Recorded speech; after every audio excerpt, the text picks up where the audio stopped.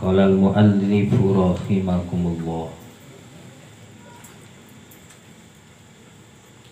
Wa qala alaihi salam lan wis ngucap sapa Kanjeng Nabi sallallahu alaihi wasallam, idza mata ibnu adama tatkala mati sapa anak putu Adam. Ya kita iki manusia kabeh anak putu Adam. In qata'a amaluhu mangka nerima pegat apa amale ibnu Adam illa min salasin angin saking telu. Sodakotin jariyatin tegese sodakoh jariyah au ilmin yuntafa'u bihi atawa ilmu kanggen alap manfaat bihi opo kelawan ilmu. Awa walidin sholihin yad ulahu atawa anak kang soleh kang ngadoakaken ya walad lahu kadue walid wong tuane. Wa qala alaihi salam lan wis ngucap sapa Kanjeng Nabi, wuzkuru ingat sira kabeh hadzamal ladat ing megatakene sakehe keenakan. Qalu ngucap sahabat ya Rasulullah pangapunten utusan Allah, wa ma hadzamal ladat dan iku apa utawi hadzamal ladat? Qala ngucap Nabi al maut salasan, iku mati kali kaping 3. Jare Kanjeng Nabi ngomongaken bahwasane idza mata ibnu Adam ing qata'a amaluhu, apabila anak putu Adam manusia mati ing qata'a amaluhu maka pegat setiap amale. Setiap amale iku pegat putus amal apa baik. Ya, di antarane ning kono amal pegawean sedina-dina. Arep iku pegaweane amali ning kono wong ko pedagang ta, arep dokter ta, arep pejabat ta, gubernur, kolong merat segala macam wis mau bakal laka ning kono ko manfaat ning alam akhirat. Pegat sekabeh amal-amal manusia. Arep petani, arep pedagang sekabeh ning kono ko pegat amal-amal manusia. Pegawean manusia. Ila min salasin sodakotin jariyatin, terkecuali amal manusia sing boten pegat. Artine sing masih terus memberikan pertolongan terhadap anak cucu Adam, terhadap manusia, itu 3 perkara. 1. Sodakotin jariyatin adalah amal manusia yang bisa memberi manfaat terhadap manusia itu sendiri, walaupun manusia itu sudah mati, bisa menolong terhadap manusia itu sendiri adalah sodakotin jariyatin, yaitu amal sodakoh jariyah. Mana seperti contoh ketika umpama anak pembangunan masjid musola, kaula nyumbang semen sesak ataupun secendok, ataupun anak pembangunan pesantren, pembangunan madrasah tentang keagamaan sing digunakan jaluri gana ibadah, kita nyumbang ke aja gede senajan bata selempeng semen ning kono ko secendok umpama besi seler umpama iki, selagi nih amal tersebut masih digunakan gana ibadah, sodako tersebut masih digunakan gana ibadah, ning masjid ning musola gana sholat, ning pesantren gana ngaji, iki amal terus ngalir, ora putus-putus. Ganjarannya terus ngalir, ora putus-putus. Komo uang iki masih urip, senajan wis mati, tetap pahalanya terus ngalir. Berarti diantaranya amal manusia yang bisa menolong manusia ketika manusia sudah mati adalah sodako jariyah. Sodako jariyah, kebaikan sodako yang kita gunakan untuk amal ibadah, selaginya itu dipergunakan masih untuk ibadah, jangankan orang tersebut masih hidup, walaupun sudah mati, maka sodako, pahala, amal tersebut terus mengalir. Los teman kita nih wis mati sampai di kiamat selagi masih digunakan. Namun kita numbang semen umpama sesak ning pondok, selagi iku semen masih digunakan sampai dina kiamat, senajan kita wis mati iku palanya terus ngalir or liren-liren. Ku sedekah jariyah. Di antaranya sing bisa ning kono nulung senajan kita wis mati. Kerorone wa walidin soleh, yadulah anak sing soleh. Ai au ilmin nggih. Au ilmin yuntafau bihi, sing kerorone ilmu sing bermanfaat lan dimanfaataken. Ilmu sing manfaat lan dimanfaataken. Premensi ilmu sing manfaat lan dimanfaataken. Dalam satu keterangan kitab yang lain, yang disebut ilmu yang manfaat itu adalah ilmu ma'rifatullah bi sifatihi au ilmu bi kaifiyati ibadatihi au ilmu bi adabihi. Yang disebut ilmu yang manfaat itu adalah ilmu sing ngawuruhi ning sifat-sifate Allah. Artinya kita ilmu ngawuruhi sifat Allah, ilmu tauhid. Contoh, kita iki nyembahin Gusti Allah. Allah itu pangeran kita. Maka minimal ketika kita nyembah ning Allah, kita kudu urun ning Allah. Secara apa orang kita ning Allah? Orang kudu secara zatiah. Allah kebentuknya seperti apa? Tetapi apa? Minimal kita ketika nyembah ning Allah, ibadah ning Allah, Allah ku adalah Tuhan kita, pangeran kita. Kita kudu ngawurun ning sifat-sifatnya Allah. Remen di antara sifat Allah sebagaimana sih mesti dijelaskan. Ana sifat wajib, ana sifat mustahil, ana sifat jaiz ning Allah. Minimal akidah sing 50 niku.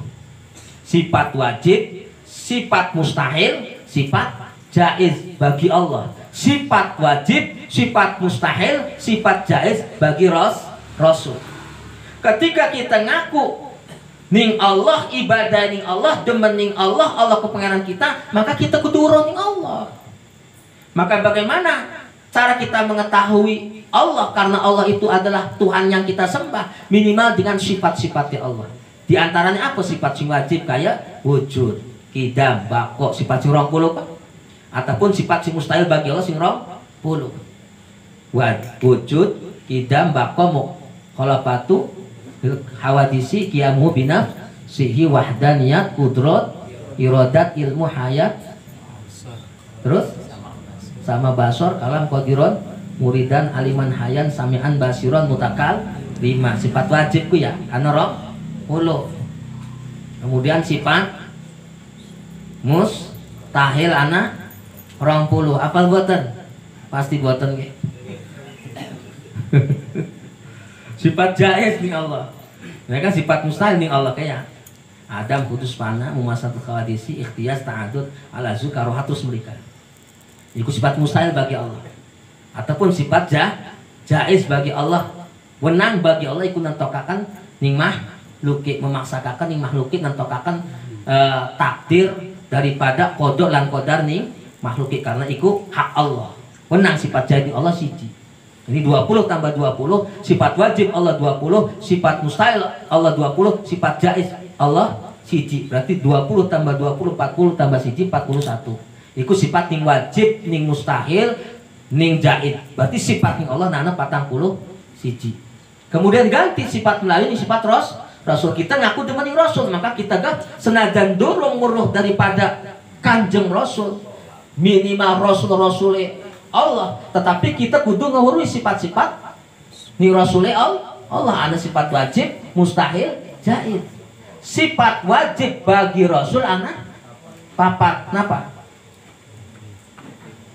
Sidik, amanah, tabligh, fatonah, wajib Rasul 4. Kemudian sifat mustahil Rasul pinten?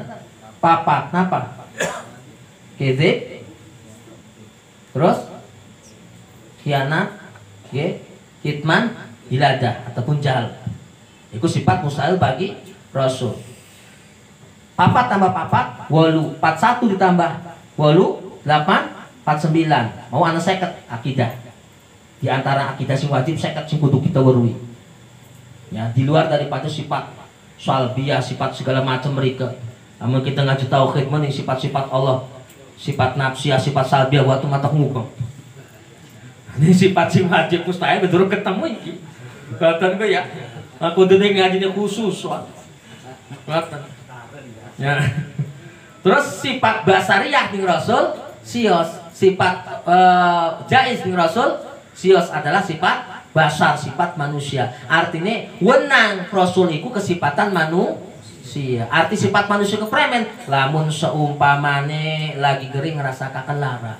Lagi umpama durung mangan ngerasakan ngelih iku kesifatan manusia.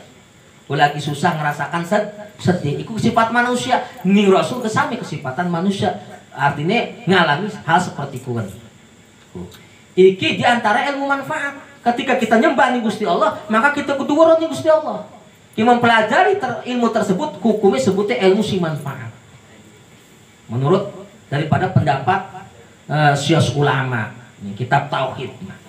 Terus wa ilmu bi kaifiyati ibadatihi. Sebut ilmu si manfaat iku ilmu ngaweruhi tata cara ibadah ning Gusti Allah. Berarti ilmu apa? Mau ilmu tauhid, ngawuri sifat Allah sebutnya ilmu tauhid, sebutnya ilmu usul, ilmu pok, ilmu dasar. Kemudian ilmu furu, diantaranya ilmu fikih. Kita lamun pengen ibadah ning Gusti Allah, berarti kudu ngawuri tata cara ilmune ibadah. Ketika kita mempelajari tata cara ilmu ibadah, berarti itulah sebut ilmu si manfaat. Au adabihi, atau kita ilmu adab ning Gusti Allah. Premen ilmu adab ning Gusti Allah wis diajarakan kita mah tentang tata cara adab dan akhlak ning Kanjeng Rasul. Ya. Di antaranya apa? Arep mangan nana adabe. Arep turu nana adabe. Supaya kita duwe adab ning Allah lan Rasul. Premen arep mangan kudu duwe adab ning Gusti Allah. Ya minimal kita ke dina nikmat ning Gusti Allah. Masih bisa enak mangan lah arep mangane gemate bismillah. Adabku arep mangan inget ning Allah. Maka adab premen di antarane lamun memangan pertama maca bismillah. Kemudian bari dodok nggunakake tangan tengen. Iki adabku ning Allah lan Rasuli. Kita kudu mempelajari adab dan akhlak tersebut. Iku diatur ning Kanjeng Rasul. Arab turun anak adab maning. Ketika Arab turu kudu inget nih Allah, berarti pan adab ning Gusti Allah. Kita masih dinaik nikmat masih bisa enak turu, berarti kita kudu duwe adab tata krama ning Gusti Allah. Premen tata krama Gusti Allah ketika Arab turu, minimal kita Arab turu bel wudu. Tas ning kono bel wudu, mau tidur baca doa. Kemanangan ning kono ko baca doane ning kono ku wake. Baca ning surat Ikhlas lung balen, falak bina sepisan, Fatihah ayat kursi. Maca Yasin. Waqi'ah Rahman. Udah ketur, turu barenya kali tasbih. Makanya sih kemaning kuru, arep turu jeung ngadepi TV dikit. Minimal HP. Kuping cocok ikar headset. Lah orang dia wudu maning turu, lah wis barang ngimpi dudak-dudak cemredan. Lah orang turun nih kalau ingat nih Gusti Allah itu arane ilmu adab. Nah iki sebutnya ilmu manfaat. Namun Nabi bahasnya tentang ilmu manfaat. Ya ketika sekabe itu kan pasti ketika digunakan dipelajari pasti manfaat karena badan kita ngelakoni ibadah nih Gusti Allah. Iku sebutnya ilmu manfaat. Terus yuntafa'u bihi ilmu si manfaat tersebut diamalkan. Wis sering kesek kita belajar ilmu agama wis bisa diamalkan. Contoh kita bisa bismillah cilik. Begitu bisa bismillah umpama atau niat wudu atau niat sholat diajarkan ke bismillah. Niat wudu nih, niat sholatnya, sifat-sifat wajib diajarkan. Lah iki ilmu sing diajarkan iki sing dimanfaatkan iki iku apa? Amale terus ngalir. Komo-komo masih urip senajan wis mati iku ganjaran pahala manfaatkan ilmu, ngajarakan ilmu ikut terus ngalir sampai di kiamat. Wis sering kesek sapa bae arep ustad, arep wong biasa ngamalaken ilmu, ngajaraken ilmu agama, iki apa pahalane terus ngalir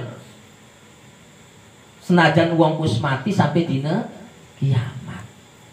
Iki sing bakal nulungi manusia senajan wong wis mati. Loro. Jare mau ana telu. Sing bisa nulungi manusia senajan wis mati. Katelune adalah ning kono wa walidin sholihin yad'ulah. Anak sing soleh sing ngedoakaken wong tua. Iki sing bisa nulungi ning wong tua. Senajan wong tua wis mati. Premen anak sing soleh mau kan sebutnya yad'ulah. Salah satu ciri anak yang soleh itu seperti bagaimana contohnya? Anak yang seperti bagaimana? Apakah ning kono anake sing nyekel Quran ora dicocolaken ta? Atau bukan ning kono nyekel tasbih ora ucul-ucul umpama? Di antarane ya mungkin kun ya, anak sing taat ibadah sekaligus anak sing ngedoakaken ning wong tua. Iki di antara ciri terkecil anak itu disebut anak soleh adalah anak yang bukan hanya menghormat, berbakti, taat terhadap Allah dan Rasul sekaligus orang tuanya, tetapi anak yang selalu mendoakan kedua orang tuanya. Ini adalah salah satu ciri anak yang soleh.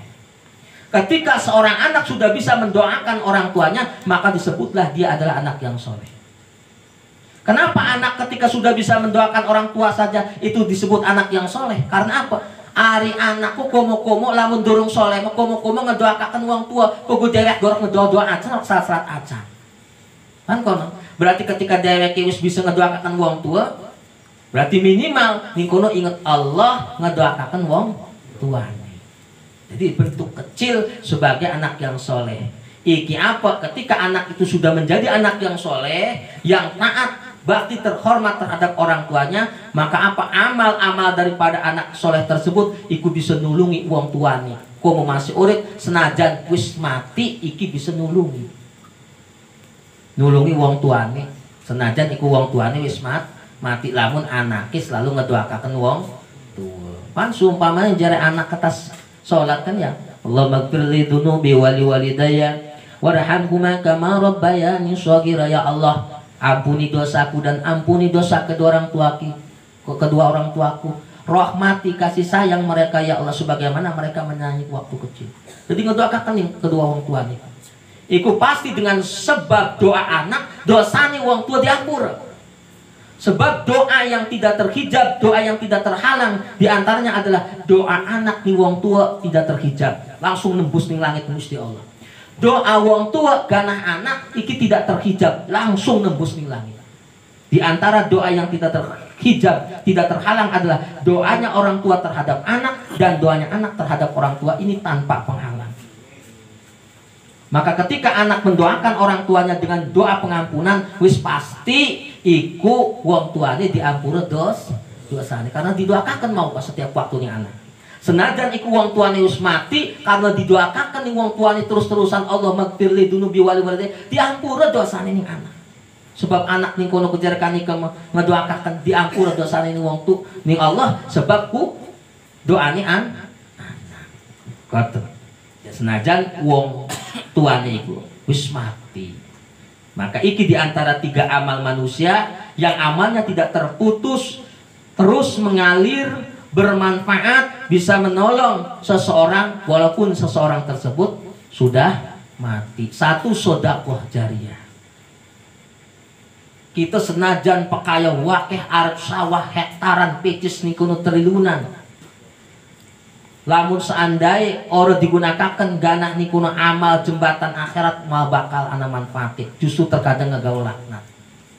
Sing wis pasti mah terkadang sing bisa nulungi kah kita sedekah 20.000 ora kalingan kaning masjid ning pondok aku sing bisa nulungi mah.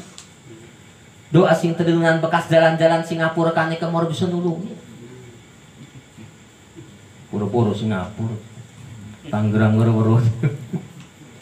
Katen kayak sing karorone ilmu sing manfaat dimanfaataken iki bisa nulungi. Jadi kita sebab memanfaatkan ilmu, pahala iku ilmu sing dimanfaatkan terus mengalir walaupun orang tersebut sudah mati. Yang ketiga, anak yang selalu mendoakan kedua orang tuanya, orang tua tersebut bisa diampuni dosanya walaupun orang tersebut itu sudah mati.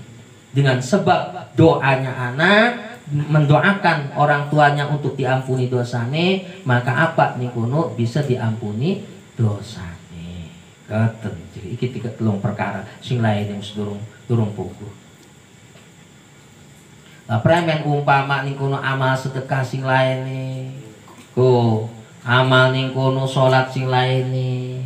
Ya di antaranya kan patokan amal kita diterima nih kan salah satu hadis Rasulullah adalah amal salat nggih. Jadi sehingga patokan diterima kita amal-amal selain itu patokannya amal sholat. Namun amal sholat kita yang di kiamat takon yang depan Gusti Allah diterima, insya Allah amal selainnya itu diterima. Tapi namun begitu diperiksa nih kita yang depan Allah diperiksa amal-amal sholat kita acak-acakan. Ilmu nih orang-orang hati nih ngendi pikiran nih ruwet dari sholat ke. Umpama nih hati nih orang khusyuk. Ilmu nih nyangkin mudadir orang-orang diterima umpama amal ibadah sholat. Amal selainnya milu orang diterima. Maka perlu diantara iki amal sholat dibenerakan. Lah bener ya, nah insyaallah mau kan semet karo kita ragam-ragam genau belajar ngaji. Tapi kin mus pasti kita diterima nih sing telung perkara niki. Seperti sedekah jariani ya ikhlas karena Allah. Katen iku ngamalaken ilmune ya ikhlas karena Allah. Ngedidik ngejadekaken anak soleh ya ikhlas karena Allah. Maqala alaihi salam dan ngucap sapa Kanjeng Nabi